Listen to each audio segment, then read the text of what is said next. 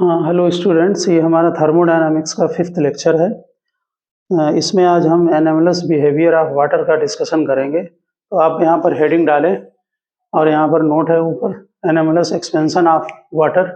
देखिए, जनरल में क्या होता है कि जो अदर लिक्विड होते हैं, अगर आप उनका टेम्परेचर को डाउन करते हैं, ठीक है ना, तो टेम्परेचर डाउन करने पर क्या होता है, डेंसिटी इंक्रीज होती है।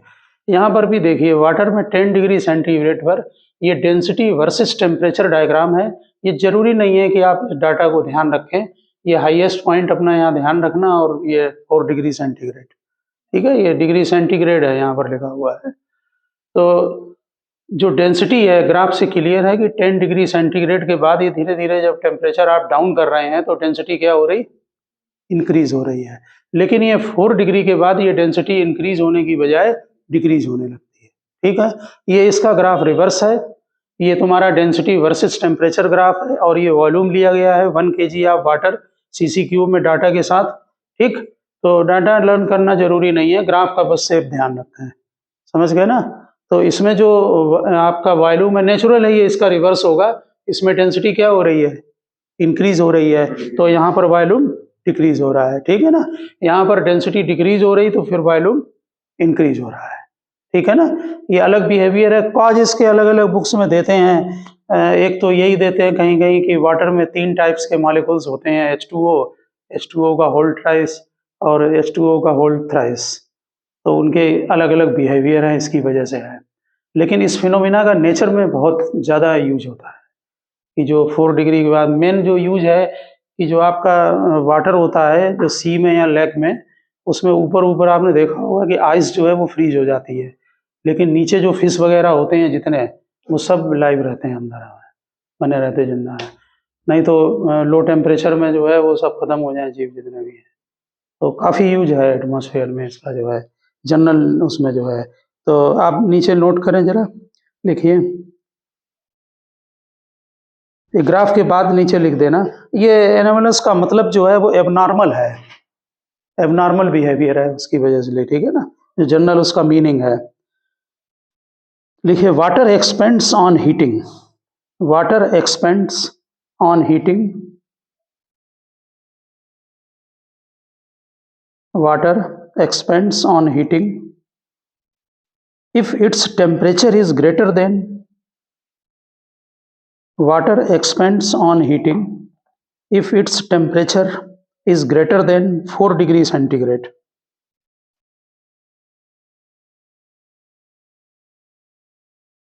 But in the range of 0 degree, but in the range of 0 degree centigrade to 4 degree centigrade, but in the range of 0 degree centigrade to 4 degree centigrade, water contracts on heating, water contracts on heating, एक तरह से gamma negative हो गया, bracket में आप लिख सकते हैं gamma negative.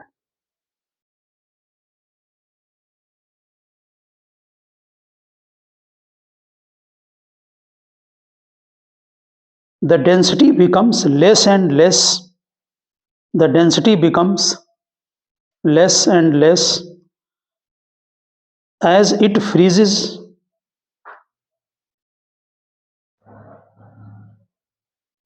because molecules of water, density becomes less and less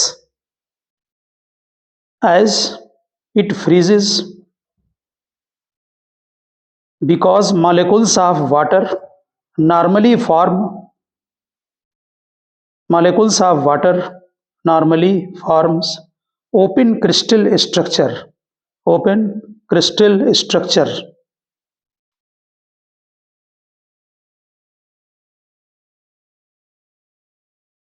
in solid form.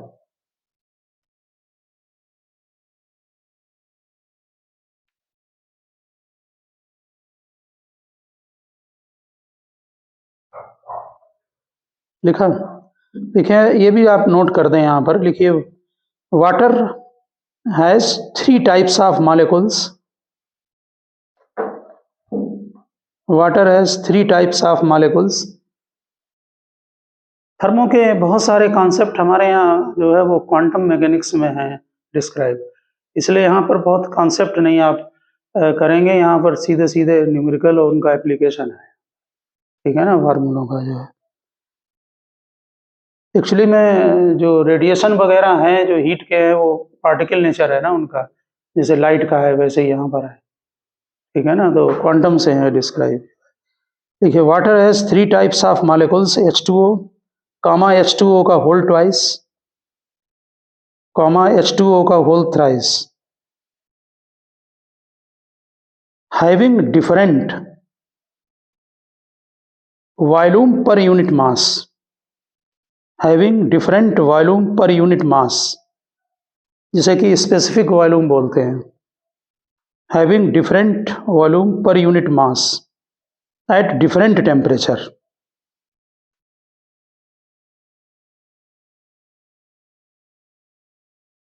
Their properties in water are different.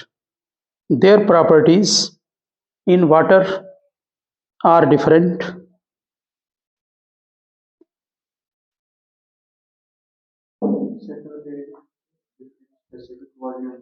हाँ, लिखा है स्पेसिफिक वॉल्यूम, उसके बाद लिख दें एट डिफरेंट टेम्परेचर लिखा, हाँ फिर लिखें their properties in water are different.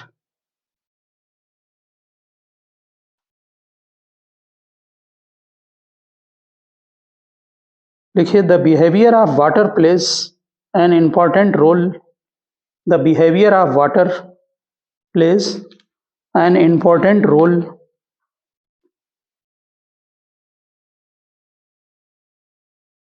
in the survival of sea animal. The behavior of water plays an important role in the survival of sea animal in cold water.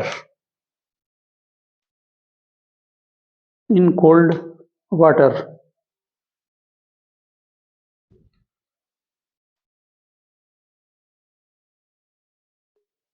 Cold water. Sea animal in cold water. क्या कह रहे हैं? हाँ बताओ ना, यहाँ पर ये डिग्री सेंटीग्रेड लिख दें। ये है कि आप टेम्परेचर पहले डाउन करेंगे तो क्या होगा, डेंसिटी इंक्रीज होती है, उसके बाद एक पर्टिकुलर 4 डिग्री के बाद डेंसिटी डिक्रीज होने लगती है।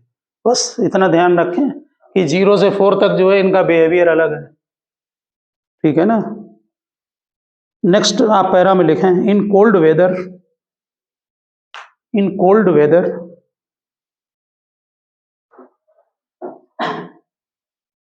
Water near the surface, in cold weather water near the surface begins to lose heat. In cold weather water near the surface begins to lose heat energy to the atmosphere. In cold weather water near the surface begins to lose heat energy to the atmosphere. Comma लगा के लिखें becomes denser. जरा यहां पर देखें, जब temperature down होगा atmosphere का तो क्या होगा, डेंसिटी बढ़ेगी। डेंसिटी बड़े होने का मतलब, बढ़ने का मतलब हैवी हो गया, तो क्या होगा, नीचे चला जाएगा, नीचे से वाटर ऊपर आ जाएगा, ठीक है। लेकिन इस टेम्परेचर के बाद ये उल्टा होने लगता है, ठीक है ना। इस तो जो नीचे हैवी, वैसे भी कोई चीज जो हैवी है वो कहाँ रहेगी, वो नीचे को रहेगी। तो जो ऊपर का जो नीचे जब ये चला गया तो यहाँ पर इसका टेम्परेचर हाई है, ध्यान देना बात पर। ये जो यहाँ पर जब वाटर नीचे चला जाएगा तो उसका टेम्परेचर तो यहाँ पर होगा ना 10 डिग्री से 4 डिग्री के इसके बीच में, तो टेम्परेचर हाई होगा ना। फिर ऊपर वाला जो वाटर है वो फ्रीज होने लगता है, ठीक है। फ्रीज होने में नीचे का वाटर जो है वो वार्म बना रहता है। और एक चीज है कि जो ऊपर आइस जब फ्रीज हो जाती है ना, वो बेड कंडक्टर का काम करती है, इसलिए वो नीचे, हाँ इसलिए नीचे से हीट ऊपर नहीं जाने, तो नीचे सर्वाइवल हो रहा था, बने रहते हैं वो। क्या लिखा आपने, begins to lose heat energy to the atmosphere, becomes denser and sink.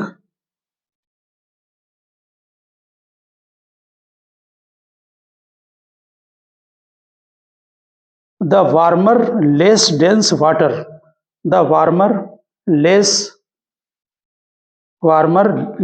dense water near the bottom rises, less dense water near the bottom rises,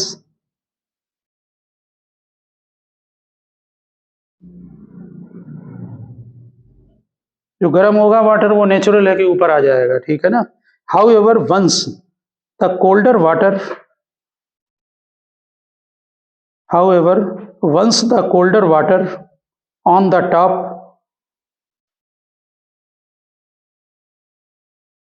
reached temperature below 4 degrees centigrade, however once the colder water on the top reaches temperature below 4 degrees centigrade, it becomes less dense, it becomes less dense and remains at the surface, it becomes less dense and remains at the surface, where it freezes below 4 degrees centigrade, where it freezes below 4 degrees centigrade.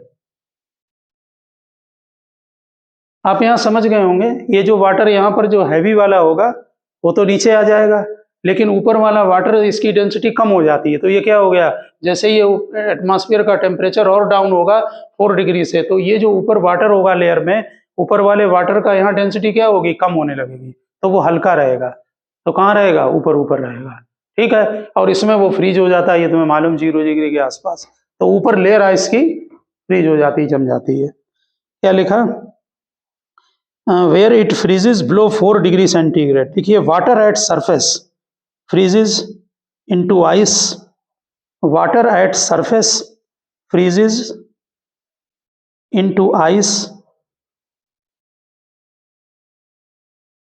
but water below the ice layer, but water below the ice layer remains at 4 degree centigrade, but the water below the ice layer remains at 4 degree centigrade. Since ice is a poor conductor of heat, since ice is a poor conductor of heat, so heat does not flow, so heat does not flow from water to the atmosphere, so heat does not flow from water to the atmosphere. As a result, creature remains alive, as a result, creature remains alive in the water.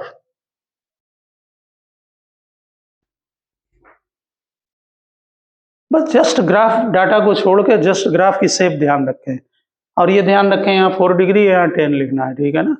और ये पूछ सकते हैं छोटी छोटी चीजें इसमें। एक और पॉइंट इसमें नोट कर दें नीचे, सेकंड पॉइंट डाल के कर दो। देखिए वाटर पाइपलाइंस, वाटर पाइपलाइंस, यहाँ पर आप देख रहे होंगे कि ये जो 4 डिग्री पर जो है ना, यहाँ जो वॉल्यूम है जब फ्रीज होगा तो वॉल्यूम क्या हो रहा है, इंक्रीज हो रहा है ना, इंक्रीज। तो अगर वाटर की पाइपलाइंस के अंदर मान लीजिए वाटर पूरा फिलअप है और वॉल्यूम इंक्रीज हो रहा है, तो क्या होगा, पाइपलाइन पर प्रेशर पड़ेगा जिससे वो ब्रेक हो जाती है, रप्चर, समझ गए ना। अगर आप किसी फ्रिज के अंदर उसकी ग्लास की वो ले लें बॉटल और उसमें ऊपर तक पूरा वाटर भर दें ऊपर तक, ठीक है, उसको फ्रीजर में रख दें, तो जो ऊपर की जो होगी आपकी जो ग्लास होगा वो ब्रेक हो जाएगा, क्योंकि वॉल्यूम इंक्रीज हो जाता है, समझेंगे, आप पूरा फिलअप कर दें, ठीक है ना। यहाँ देख रहे होंगे ये वॉल्यूम इंक्रीज हो रहा है, ठीक है ना, 4 डिग्री। तो water pipelines comma nerves of plant, water pipelines comma nerves of plant and rocks burst during the very cold night, burst during the very cold night,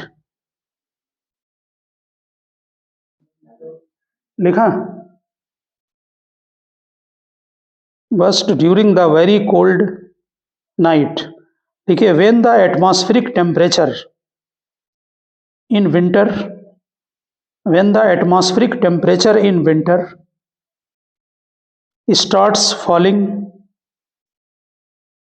below 4 degrees centigrade, when the atmospheric temperature in winter starts falling below 4 degrees centigrade, water expands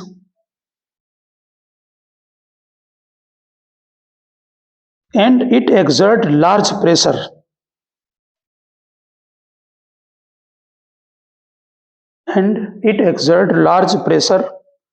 on the pipelines.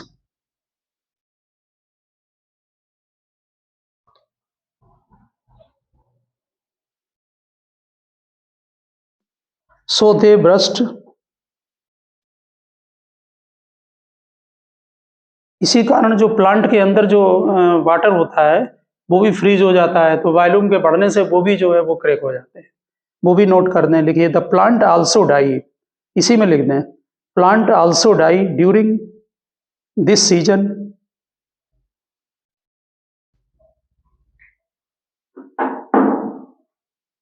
plants also die due to this reason, लिखा है plants also die due to this reason.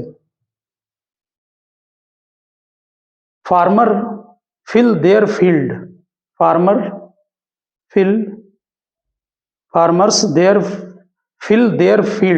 with water to save the crop.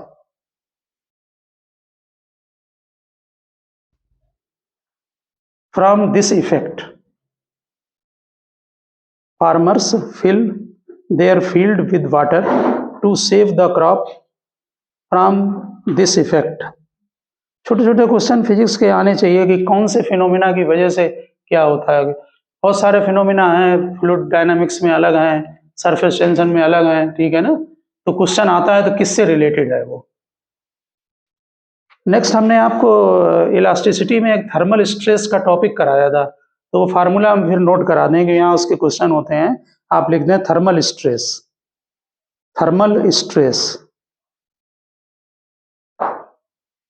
जैसे आप इसको कर चुके हैं वहाँ फार्मूले को। ये दो वॉल के बीच में एक रॉड को अटैच कर दिया, इसका टेम्परेचर या तो इंक्रीज करेंगे या डिक्रीज। दो वॉल के बीच में इसको अटैच कर दिया, हीट या तो सिस्टम को इंक्रीज करें या डिक्रीज, ठीक है ना। तो अगर इसको हीट देंगे तो क्या होगा, टेम्परेचर बढ़ेगा। कौन सा स्ट्रेस होगा, कंप्रेसिव होगा कि वो टेंसाइल, कौन सा होगा। जब इसे हीट देंगे तो रॉड की लेंथ बढ़ेगी, तो वॉल पर ये प्रेशर बाहर की तरफ डालेगी, इसका रिएक्शन क्या होगा, वॉल अंदर की तरफ डालेगी। तो उल्टा ना लिख देना कभी कभी सी ऑब्जेक्टिव में, जब इसको हीट देते हैं तो कंप्रेसिव, वो जनरल में ध्यान रखना, ठीक है ना। समझ में आ गई ना बात, वहां भी बताया था ये। तो इसका टेम्परेचर चेंज होगा अगर हीट दे रहे हैं, या जो भी हो हीट इसमें आप सिस्टम को दें या सिस्टम से बाहर लें, निकालें। इसमें हीट सप्लाई करेंगे तो delta L is equal to L alpha delta T, ये मालूम है फार्मूला आपको। इससे स्ट्रेन निकालने और यंग मॉडुलस के फार्मूले में पुटअप कर दें,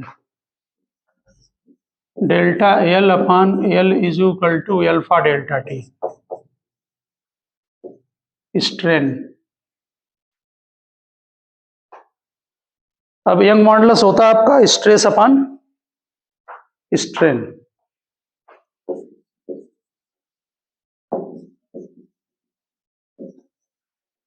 young modulus stress upon strain,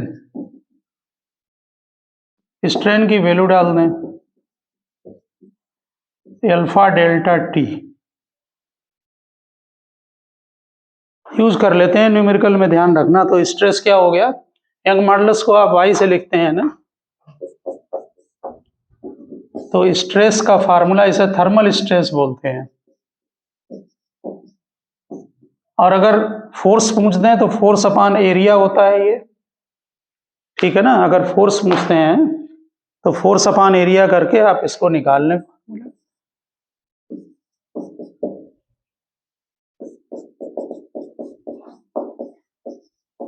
ये जब फार्मूला करते हैं ना तो इलास्टिसिटी में के चैप्टर में यंग मॉडुलस को वाई से लिखते हैं ना।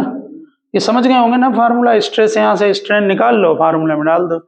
यंग मॉडुलस के फार्मूले में वाई से करते हैं, सिंबल बना रखा है।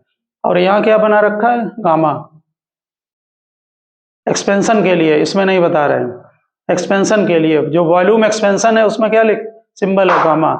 वो क्वेश्चन मिक्स होते हैं, वहाँ ध्यान रखना कभी दोनों के सिंबल अलग हैं, ठीक है ना। इसलिए अच्छी तरह से फार्मूले में ध्यान रखना कौन सा क्या यूज कर रहा है, ठीक है ना। नेक्स्ट आप हेडिंग डालें एक्सपेंशन ऑफ लिक्विड।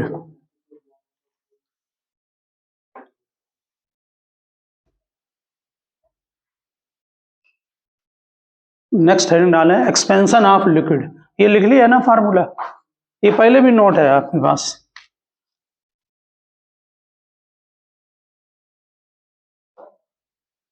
लिखिए expansion of liquid.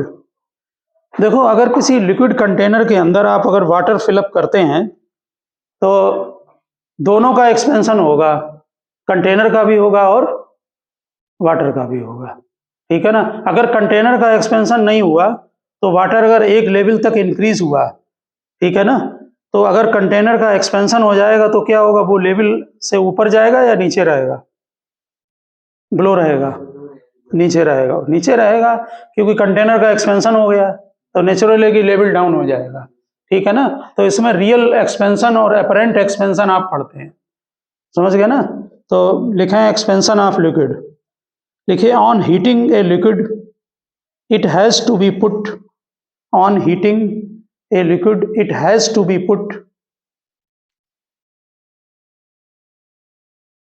on heating a liquid it has to be put in some container। आप ये क्यों ऑन कर रहे हैं? इसको बंद करो ना। on heating a liquid it has to be put in some container when the liquid is heated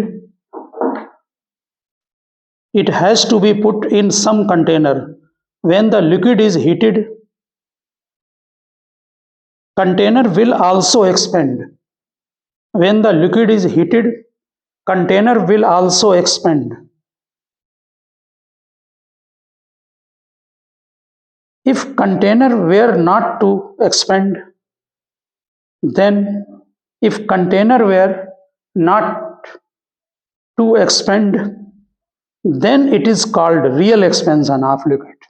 when container were not to expand then it is called real expansion of liquid। Real expansion of liquid, अगर container का expansion ना हो तो real है वो, ठीक है। But in actual practice container expends, in this case expansion is called, in this case expansion is called apparent expansion of liquid, apparent expansion of liquid।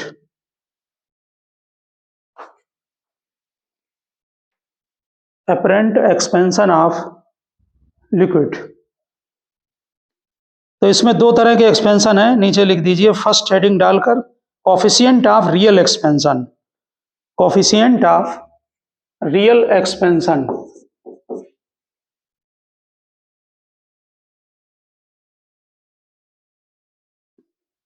लिखा इक्वल टू का ये गामा आर इज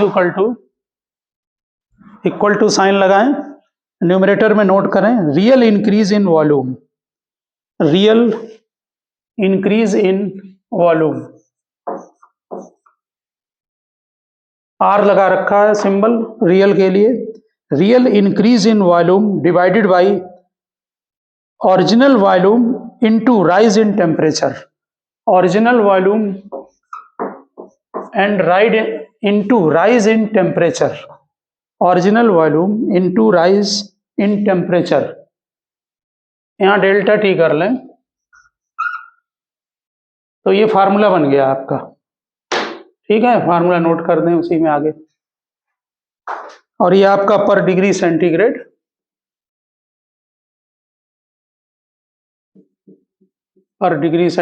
बन जाएगा। इसी से आप अगर formula चाहें तो डेल्टा वी आर का formula,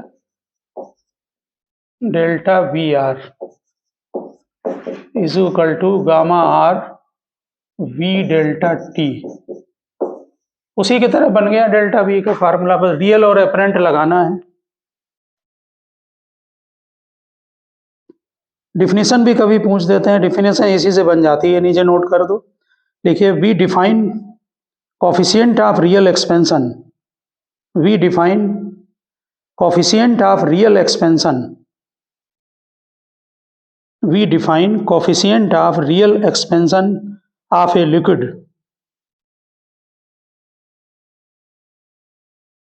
as the real increase in volume. We define coefficient of real expansion of a liquid as the real increase in volume of a liquid, real increase in volume of the liquid per unit original volume, per unit original volume per degree centigrade rise in temperature, per degree centigrade rise in temperature.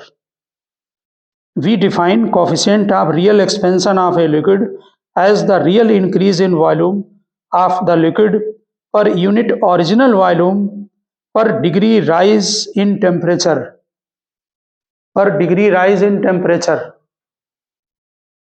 Class नहीं है, ठीक है, लिखा। Next लिखें आप coefficient of apparent expansion, coefficient of apparent expansion,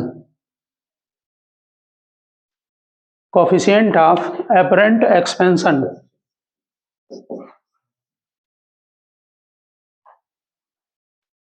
ये आपका जैसे गामा आर था यहाँ पर, ये हो जाएगा एपरेंट की वजह से गामा ए। ठीक है, लिख दो कोफिशिएंट ऑफ एपरेंट की वजह से ए लगा दिया। न्यूमरेटर में लिखिए apparent increase in volume, apparent increase in volume, apparent increase in volume divided by लिखें original volume into rise in temperature, original volume into rise in temperature.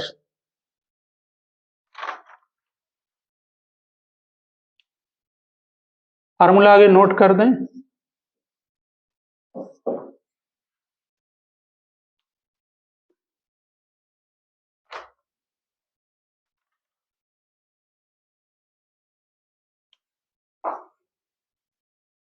तो जो डेल्टा वी आर होगा वो डेल्टा वी ए, जो real expansion होगा apparent expansion और container के expansion के प्लस के इक्वल हो। ठीक है ना, क्योंकि कंटेनर भी एक्सपेंड हो रहा है। Delta V R is equal to delta V A plus delta V C. Delta V C लिख दो expansion in container, expansion in container. जरा देखें, डेल्टा वी आर की जगह क्या लिख देंगे, gamma R V delta T. इसमें लिखिए फार्मूले में, यहां क्या बनेगा, gamma A V delta T plus ये कंटेनर का गामा और V delta T.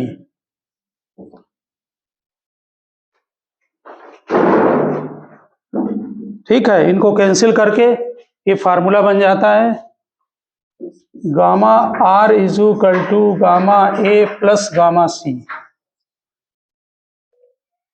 Gamma R is equal to gamma A plus gamma सी।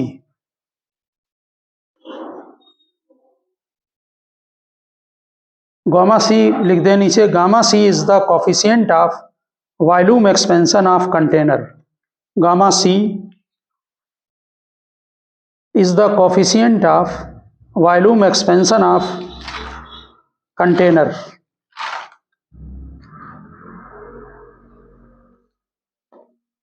लिखा? ठीक है, बहुत छोटा सा डेरिवेशन होता है 1 लाइन का, ठीक है ना। फार्मूला लिख के अगर आता है तो कर दे, सिंपल चीज है, ठीक है ना। नेक्स्ट हेडिंग डालें आप स्पेसिफिक हीट कैपेसिटी, या ब्रैकेट में लिखें heat capacity. Specific heat capacity या ब्रैकेट में सिंपल हीट कैपेसिटी भी बोलते हैं, हीट कैपेसिटी। लिखिए experiment shows that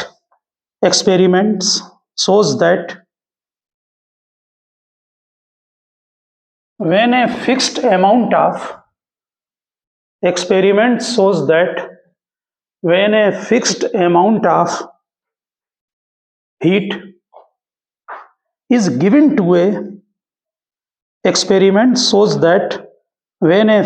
amount of heat is given to a fixed mass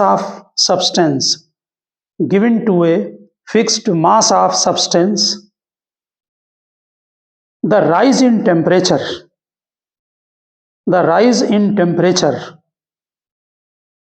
is different in case of different substance. Rise in temperature is different in case of different substance. देखो, जैसे 10 calorie heat है, आप solid को दें, liquid को दें, gas को दें, अलग अलग सब्सटेंस हों, उनमें अलग अलग टेम्परेचर राइज होगा। समझ गए ना। यहाँ से थ्योरी थर्मोडायनामिक्स से अटैच थ्योरी स्टार्ट होती है, ठीक है ना। इसलिए कॉन्सेप्ट को ठीक से क्लियर करके।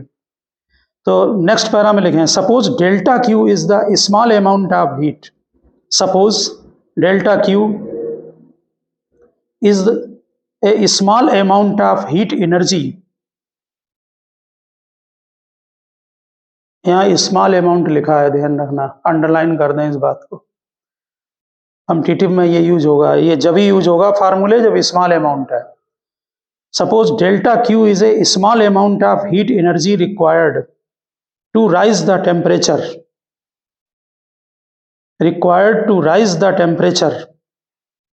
of a certain mass of a substance through a small change in temperature,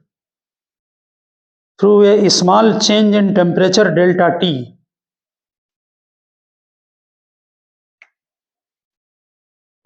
It is found that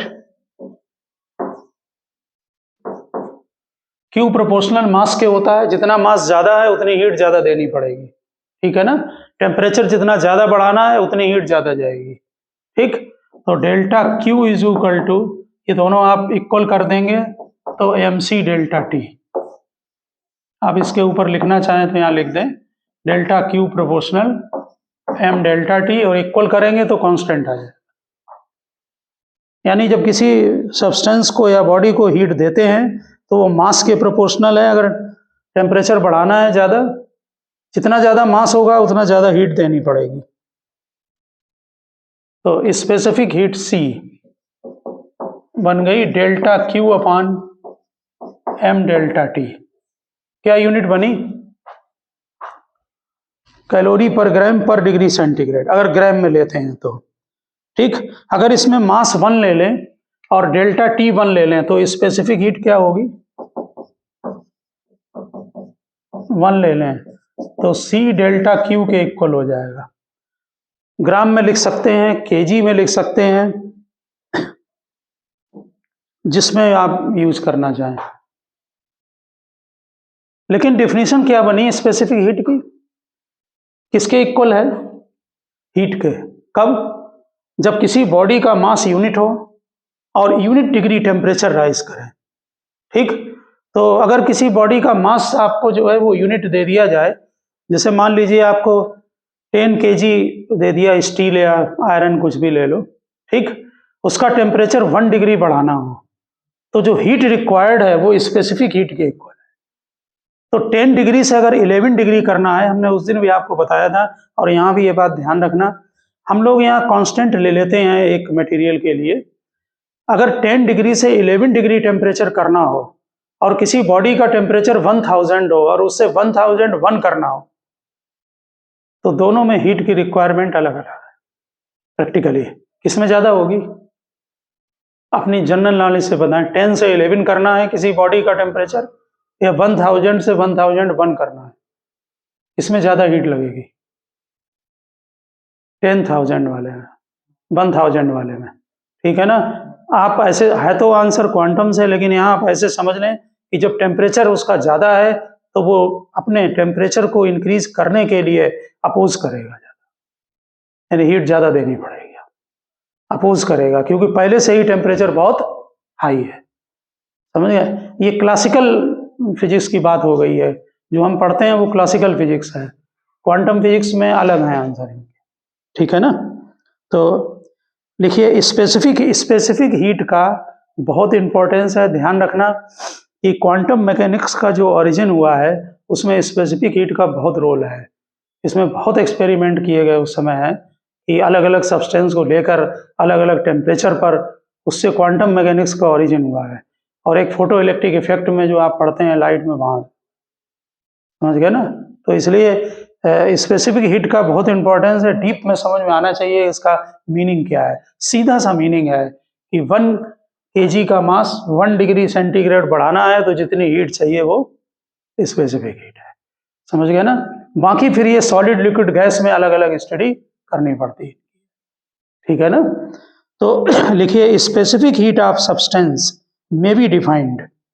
Specific heat of a substance may be defined as the amount of heat required.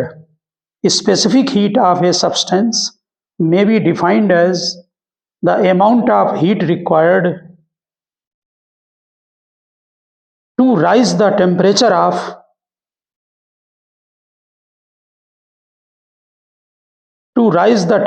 of unit mass of substance through unit degree. Unit mass of substance through unit degree.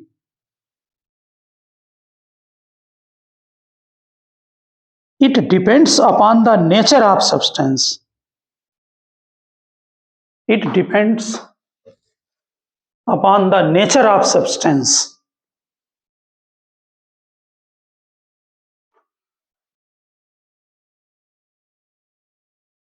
It and will be different for different substance. And will be different for different substance.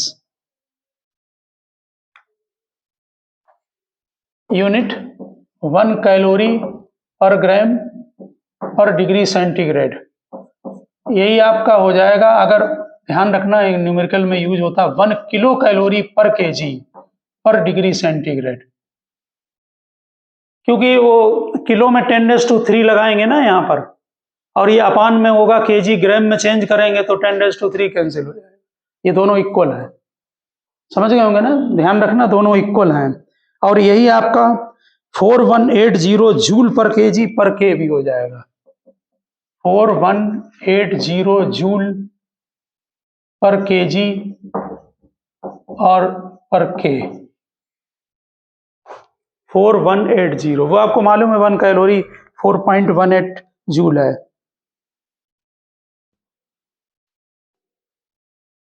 वो kilo calorie है ना। ये तीनों equal हैं, equal to के sign है तीनों में, ठीक है ना। तो यूनिट में ध्यान रखना करते समय। इसमें नीचे 2 पॉइंट नोट करते हैं। Specific heat for hydrogen is maximum. Specific heat for hydrogen is maximum 3.5। Specific heat for hydrogen is maximum 3.5 calorie पर ग्राम पर डिग्री सेंटीग्रेड। इसी में कॉमा लगा लिखते हैं फॉर वाटर, वो आपको ध्यान भी रखना है, 1 कैलोरी पर ग्राम पर degree centigrade. For water 1 calorie पर ग्राम पर डिग्री सेंटीग्रेड।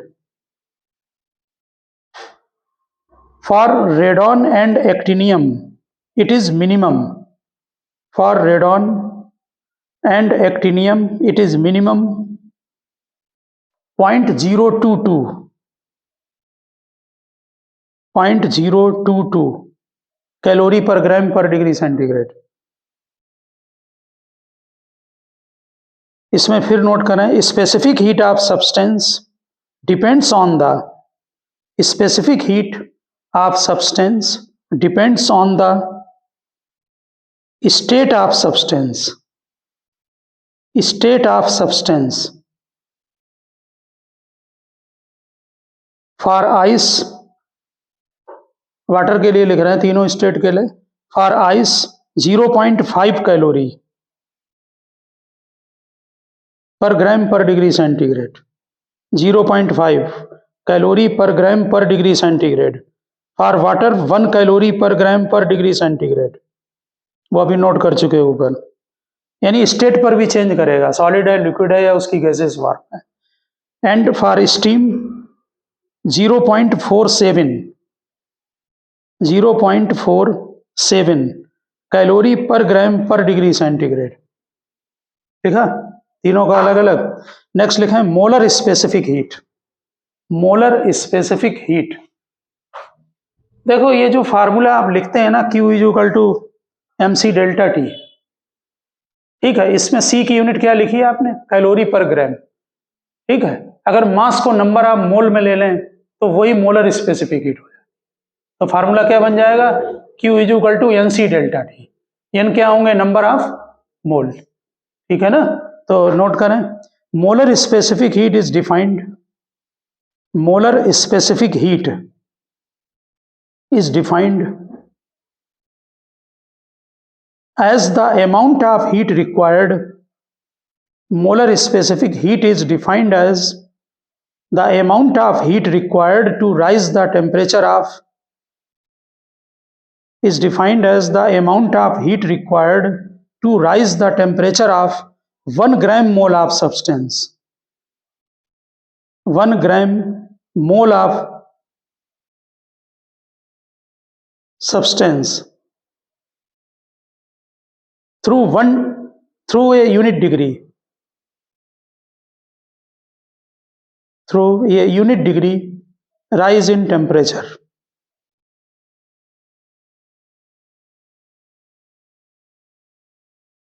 लिखा, अब आपको मालूम होगा, नीचे लिख दो नंबर ऑफ मोल क्या होता है। नंबर ऑफ मोल लिखें, number of mole is equal to mass upon molecular mass.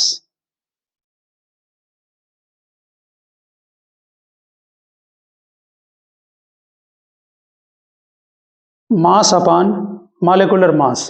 तो आपने जो अभी ये फार्मूला लिखा था, सी का क्या लिखा था, delta Q upon mc delta T. इसी की जगह जो आपने जो ये सी लिखा है, यहाँ पर मास है, सिंबल में फर्क नहीं है। इसको जनरली बुक में क्या करते हैं कि जब मास है तो स्मॉल सी से लिख देते हैं, इसको कैपिटल सी से। आपको अपनी यूनिट चेक करनी पड़ेगी वहां पर, समझ गया ना, सिंबल में नहीं जा रहा है। तो यहाँ पर जरा बताएं, ये डेल्टा अभी तो ये से यही रहने दें, यहाँ पर सी, यहाँ मास को क्या लिखेंगे, number of mole into molecular weight. ये बात आ रही समझ में। और यहाँ डेल्टा टी अभी लिखा, mole is equal to mass upon molecular weight. ठीक, तो यहाँ पर सी और एम मॉलिक्यूलर वेट इधर ले आए, तो ये बन गया आपका delta Q upon N delta T. ये नंबर ऑफ मोल आ गए यहाँ पर। अब इसका जो सिंबल है, ये मोलर स्पेसिफिक हीट है, इसे कैपिटल सी से लिख देते हैं, delta Q upon N delta T, formula बन गया। अब कैपिटल सी में कंफ्यूजन ना हो तो ध्यान रखना, मोलर स्पेसिफिक हीट बन गई है, मोलर स्पेसिफिक हीट।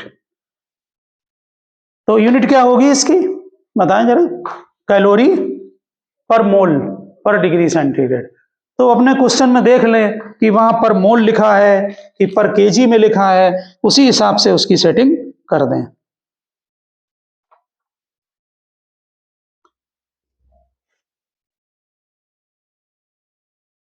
लिखा, तो फार्मूला समझ गए होंगे क्यू का। नेक्स्ट लिखा है variation of specific heat of solid with temperature, variation of specific heat of solid with temperature.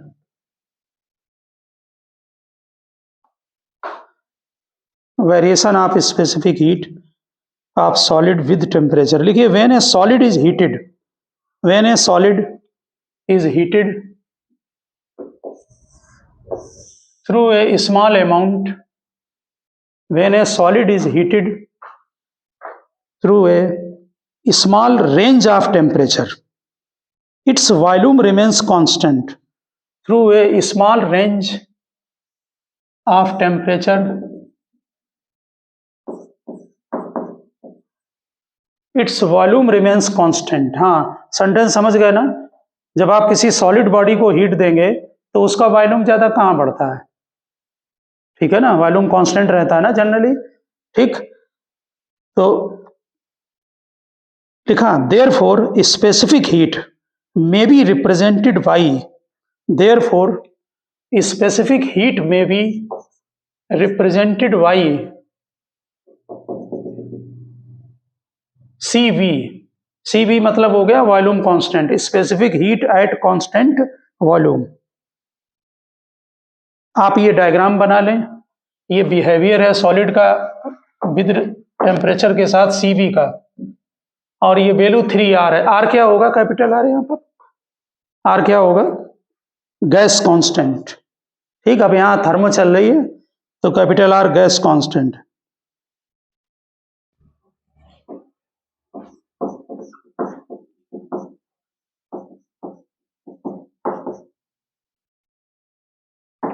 इस टेम्परेचर देखिए, पहले ये C प्रोपोर्शनल क्यूब से इंक्रीज होती है, ठीक है, उसके बाद ये कांस्टेंट हो गई होगी तो इनफाइनाइट पर जाके ये 3R पर मिल रहा है. और ये जो टेम्परेचर है जहां कांस्टेंट है इसे divide temperature, DEB by divide temperature. ये very close to the room temperature होता है. वैसे डिवाइड टेम्परेचर यहां लिख देना या अलग से लिख देना, very close to room temperature, very close to room temperature.